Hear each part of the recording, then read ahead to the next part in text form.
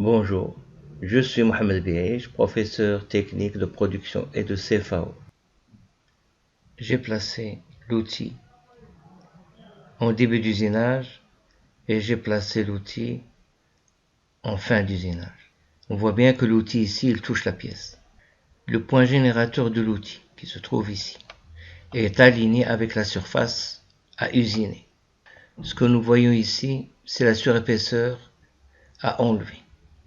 On voit bien que la position finale de l'outil, le point générateur, il est aligné avec l'axe de la pièce. Donc il est au centre de la pièce.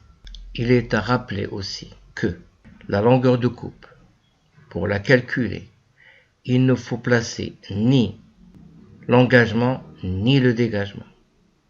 C'est quelque chose de très important. J'ai ici de ce point-là jusqu'à ce point-ci, nous avons le déplacement de l'outil. LC est égal à quoi? Est égal à cette distance de l'axe de la pièce jusqu'à sa génératrice. C'est le rayon. Et nous avons une distance de là à là qui est égale à x.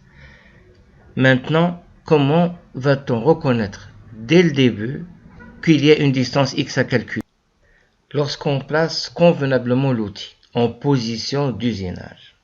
Et on voit que l'arête tranchante, qui est celle-ci, forme un angle qui n'est pas perpendiculaire à la surface à usiner. Donc l'arête tranchante, elle est oblique par rapport à la surface à usiner. Dans ce cas, il va falloir penser à calculer x. X, on la retrouve ici. Maintenant, qu'est-ce que nous avons? Nous avons un triangle rectangle ici, là, et on descend jusqu'au point générateur, puis après on ferme la boucle. Là, c'est la profondeur de passe, c'est A. Et là, c'est la distance à calculer, x.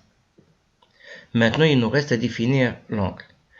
Je sais très bien que cet outil-là, il va se déplacer dans ce sens-là, donc parallèlement à la surface à usiner. Ici, nous avons quoi? Nous avons un plan qui est tangent à l'arête tranchante, c'est le plan PS. Maintenant, si je considère que ce côté-ci est parallèle au mouvement d'avance, c'est le cas. Si je considère qu'il y a un plan qui passe par l'arête tranchante et qui lui est tangent, je peux dire que l'angle entre ce côté-ci et ce côté-là, c'est l'angle KR. Finalement, j'ai un triangle rectangle ici, dont je connais un côté et l'angle. Donc je peux aisément calculer x.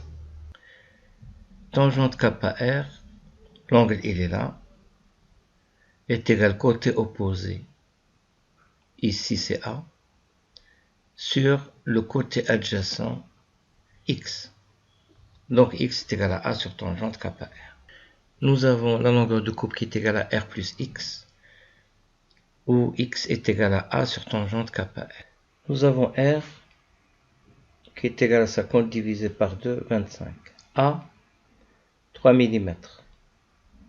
KR, 45. Donc LC est égal à 28. Pour calculer TC, le temps de coupe, c'est égal à LC sur VF. Nous avons déjà vu dans les exercices précédents que VF était égal à F fois N, que N était égal à 1000 VC sur pi fois le diamètre, 50 ici. On peut aisément calculer le temps de coupe. C'est pas la peine de perdre notre temps à refaire les mêmes calculs. Vous avez les données ici, vous n'avez qu'à continuer à faire ces calculs-là et trouver TC.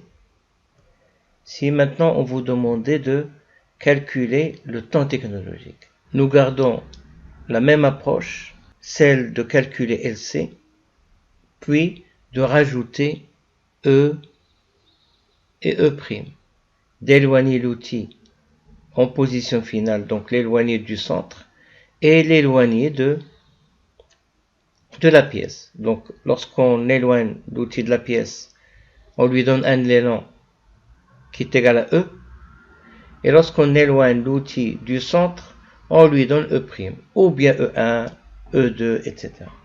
L, longueur d'usinage, est égale à E plus X, qui est égal à A sur tangente kappa R, plus R plus E'. Et on refait les mêmes calculs.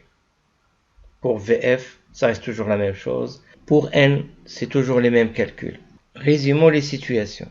Si on me demande de calculer la longueur d'usinage, le temps technologique, premièrement, il faut voir l'orientation de l'arête tranchante.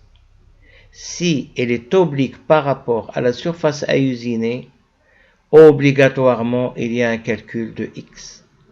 Donc il faut faire intervenir kappa R, etc., etc. Si maintenant l'arête tranchante est perpendiculaire à la surface à usiner, dans ce cas, il n'y a pas de calcul de X. Voilà, merci.